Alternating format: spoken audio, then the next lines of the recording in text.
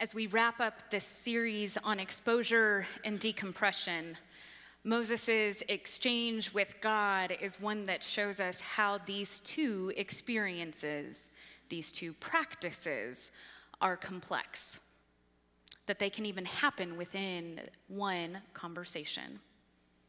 Serving a God of yes and can be unsettling, and that was certainly the case for Moses. 4 times does Moses' no or reluctancy meet God's yes and within these 2 chapters of the book of Exodus. God gave Moses the overview of the plan of how they would use Moses to lead the Israelites out of enslavement. Moses, hearing this plan, doesn't respond with, "As you say it, God, it shall be," or some other version of a quick exchange of confidence. For what God had exposed Moses to was simply beyond what he could comprehend. Moses doesn't say no to God at first, not exactly.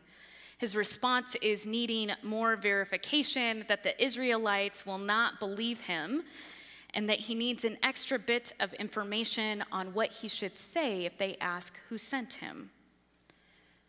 This question seems quite reasonable to me.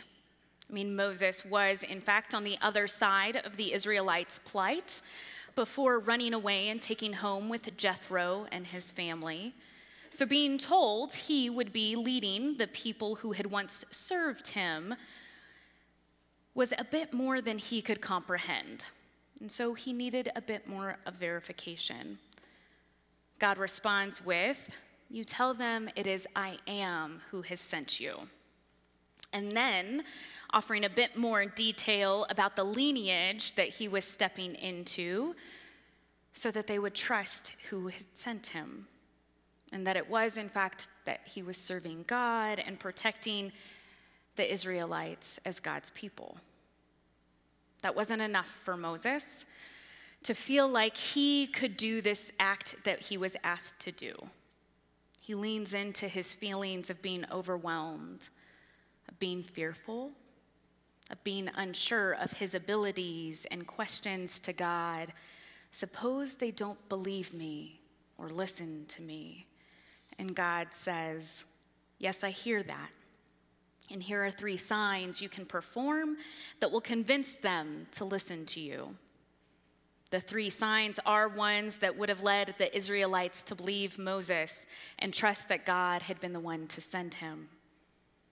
This may have allowed Moses to admit the Israelites would believe him if he performed these signs, but it does not remove his fear of being able to speak well once they started their journey, or to feel confident in leading them in his leadership, or more specifically, that he wouldn't be embarrassed when he spoke. This uncomfortable thought with public speaking takes hold of him, and he needs to express it to God. Thinking God will say, "Oh, Moses, I didn't realize you weren't an eloquent speaker. My apologies. I will find somebody else and free the Israelites through them." Granted, this is not the response God gives Moses. No, God says again, "Yes, I hear your fears, that you cannot speak eloquently. And who is the one who provides humanity with speech? Oh, right, that's me, and I've got you. You will be fine." Then, knowing that there was no other response that he could have to meet all of God's yes ands, he finally just flat out begs God to send anyone but him. And God gets frustrated with Moses. And yet, even in their anger, they respond with another yes and. "Yes, you do not want to speak. And so I will send your brother Aaron with you, and you will give him the words, and he shall speak for you." This doesn't end the way Moses thought it would, and it may not even have been the way God wanted it to go. but nonetheless it went. Moses leaves the scene of the burning bush and his exchange with the divine, not in great excitement or even much more than a basic willingness. God was having Moses step outside of his comfort zone in leading the Israelites out of Egypt. And every time Moses noted this to God, we see that God provides a remedy that is to be a new type of comfort zone. You tell them it is I, not you, leading them. If they do not believe you, here are 3 signs you can perform, so they know it is I who am with you. I know speaking isn't your favorite thing, but keep in mind, I am the one who gives folks the ability to speak, and you will do just fine. All right, so apparently this is really outside your comfort zone, and I will provide your brother so that you can still lead, and that you don't actually have to speak, and that in fact, you can have someone to lean on. God started with the big ask of Moses leading the Israelites out of Egypt. Moses didn't believe in himself to be able to lead as needed, so he engaged God until all his fears and uncertainties were spoken to God. God believed in the fact that they would journey with Moses alongside this exodus, and they knew Moses was capable. And so with every question of ability, God provides Moses with ways that he will in fact be able to lead. Moses had his comfort zone expanded, as well as brought alongside him with God and Aaron. Moses didn't get what he wanted, which was to stay home and not lead, but God did offer aspects of his comfort zone to partner with him. Even with all the ways God tried to give comfort to Moses, we see Moses leave with a basic, fine, I'll do it, but I'm not thrilled about it, which isn't a terrible response. That's the thing about serving a God of yes and. We may not always like where we are taken or even be thrilled with the path that we are being taken through as our comfort zones are broadened. But God will always be with us on this journey of growing into being yes and people ourselves. Eventually, we see Moses become a yes and leader with the Israelites on their journey to the promised land. When the people murmur, Moses says, yes, you have no water, and God will know how to provide. Moses is a great example of not liking the premise he has been given, but responding with, yes, this is in fact taking place. Then an and of expressing his frustration with the situation or even God, all the while leaving room for God to respond and provide for them. This practice of yes and is one that requires all of our hearts, souls, and lives. In this spiritual practice, God isn't making us into something we are not. As we see with Moses, God was bringing him to see what was within him already. God is doing the same with us, growing us into who we already have the capability of being, all of which already resides within us. Our work is to trust it and free it to be the source we live from. In our world, country, church, city, family, we have many Moseses, folks who are being asked to lead, but come up with reasons as to why they can't lead, or as why they are not the best person to lead people from injustice to liberation, whether that be individual, communal, or societal liberation. My guess is that each of us here have had our own Moses times in our own lives. Perhaps this has been you, the one asked to lead, but your fear of being great and the abilities God has bestowed upon you and strengthens within you keeps you from believing you can do transformative work.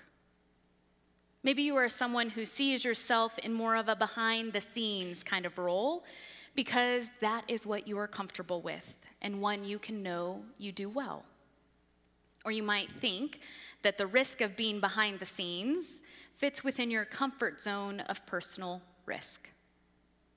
We see this with Moses, and we also see that God says the risks are worth it and not something to keep him from leading. No need to fear one's greatness. No need to be stunted by fears of leading out in front from time to time. Maybe you aren't the one people believe to be so good with the words, and that has kept you from speaking the wisdom that you have within you.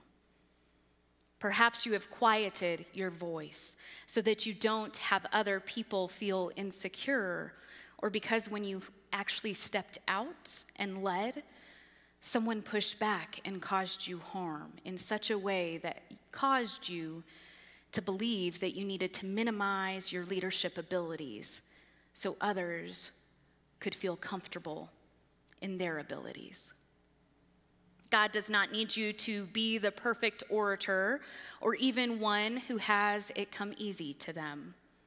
God only needs you to speak in love, peace, mercy, and justice. God also needs you to own your greatness when the Spirit leads and guides you. No place for you to minimize who you are on the off chance someone wishes it be who they are. Maybe you are someone who feels that if you speak, it won't make a difference because everyone is already speaking and it will only make people argue. So you keep your thoughts and beliefs to yourself. Perhaps you are someone who wishes to keep the peace within your families, places of work, or church school classes, so you don't speak the truth of your pain, confusion, questions, or differing perspectives, because what's the point? You might be someone who won't speak unless you know exactly what you will say, and that speaking in the moment feels too big a risk, even though the words are bubbling up inside of you, aching for the chance to escape your lips. There are plenty of reasons why we choose not to lead or to speak. Sometimes it can feel like people aren't pausing long enough before they speak and are speaking from their ego rather than their inner wisdom and centered self. And when it feels like the air is filled with constant noise, it can drown out what we are stirred to say and when we are needed to speak up. We learn from Moses that the conditions will never be perfect for all of our fears to subside so that we can speak and act without them. But we also learn that the conditions will be perfectly in need of God's work to be shared with the world when the Spirit stirs within you. The work of justice and liberation are messy, hard, and never a one action fixes all things scenario, which can lead us to wonder what good we can do. But if we can learn anything from Moses, it's that we don't have to know how it will end or how the journey will go. All we have to do is to take the first step. It doesn't even require us to have a confident faith, but merely one that says, fine, let's see how this goes. If the messiness and difficulty and unclear path of seeking justice keeps us from acting, we must be willing to acknowledge that our silence is affirmation in and of itself. It's an affirmation that the risk is too great for us. The risk is more than we are comfortable with, and that we will allow injustice to continue until it reaches a worse point. It affirms that the injustice might benefit us, and to disrupt it means a loss in privilege or comfort of the status quo. Silence can be an affirmation that to speak or to act would put us in greater harm, and we are not the ones to lead at this time. An affirmation that we've been leading because we've had to, but we are no longer the ones who can lead because we are not the ones benefiting from the injustice and are in fact the ones who need to stop leading so that those who can end the injustice step up and act. Had Moses not acted, he would have had to acknowledge the same, that his disbelief in himself or desire not to go back to the Israelites and face his former crimes of his past, that in doing so, he would have kept the Israelites enslaved until the next leader came along to work within God's liberating work. Our choice to not act is as telling as our choice to act is. Whatever we choose, we must come to admit what our lack of acting or speaking means for God's gospel, as well as when we act or speak within the gospel message, that it shows what we believe in what we do. The gospel message of love, peace, mercy, and justice are counter to our societal structures and systems. So trust this, you will get pushback. And when we do, we need to remember that it is God who sends us. And if they don't like what we are doing, it is not personal, but that they don't like the liberating work of God. When we question if people will believe us or listen to us, we are to remember that people will be slow to listen to the gospel message, and that we can show them the ways God has been liberating the oppressed and the oppressor in our current times and all the way back to Moses, and that God is continuing to do the same in this moment.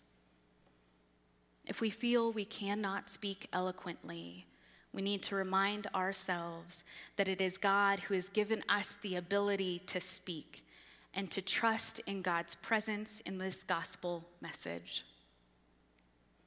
And if we truly do not feel like we can do it, we need to know that we don't do this gospel work alone. We, in this space, are each other's Aarons and Miriams. God has made us a people for a time such as this, and give space for our greatness, and give space for our weaknesses, and together we will lead in this gospel work. And as the discomfort of this exposure takes hold, may we be the ones to remind one another that it is God who comforts us, that it is our community who journeys alongside us to give us strength to keep moving forward. Too often, the world has many more Moseses at the beginning of his exchange with God than we do with those where he ends with God. Those who might not be believing in themselves fully, but are willing to step out in faith and see what comes. Those are the Moseses we need in a time such as this. But what if we took it a step further than Moses? And what if we dared to believe in the greatness that resides within us? The world would not be driven and guided by egotistical people, because that is not the greatness that resides in each of you.